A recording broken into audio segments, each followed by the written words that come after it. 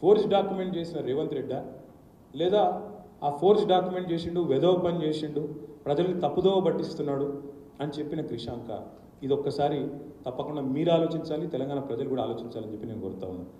ఇప్పుడు నేను చెప్పింది తప్పైతే, నేను చెప్పింది తప్పని ఒకవేళ రేవంత్ రెడ్డి కానీ ఉస్మానియా యూనివర్సిటీ వాళ్ళు కానీ రుజువు చేస్తే, ఇప్పుడు నేను పెట్టిన సర్క్యులర్లు కానీ ఈ డాక్యుమెంట్స్ కానీ ఆ వాట్సాప్ చాట్లు కానీ తప్పని రుజువు చేస్తే నేను చెంచల్గూడ జైలుకి నేను కూడా పోవడానికి రెడీ. కానీ ఒకవేళ నేను పెట్టింది రైట్ అయితే అదే చెంచల్గూడ జైలుకి ముఖ్యమంత్రిని పంపాలని చెప్పి నేను డిమాండ్ చేస్తాను.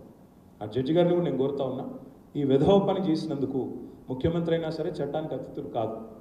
ఫోర్జరీ అనేది నేరం, ఫేక్ డాక్యుమెంట్లు తయారు చేయడం నేరం, ప్రజల్ని గుమ్రాహ చేయడం నేరం, ప్రజల్ని తప్పుదోవ పట్టించడం నేరం, ప్రజల్ని ఈ రకంగా కన్ఫ్యూజ్ చేయడం అంతకంటే దారుణం.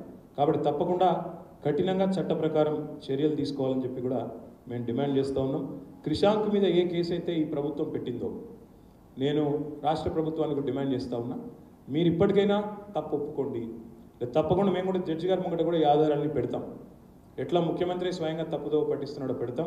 క్రిషాంక్ మీద కక్షగట్టి, ఎందుకంటే ఈ ప్రభుత్వాన్ని సోషల్ మీడియాలో చాలా బహిరంగంగా ఎక్స్పోజ్ చేసే వాళ్ళలో క్రిషాంక్ చాలా ముందుంటాడు.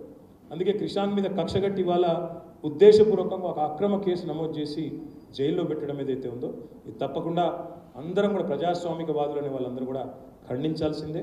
తప్పకుండా క్రిషాంక్ను వెంటనే బేషరతుగా విడుదల చేయాలని చెప్పి కూడా నేను డిమాండ్ చేస్తా ఉన్నాను. ఈ నకిలీ సర్క్యులర్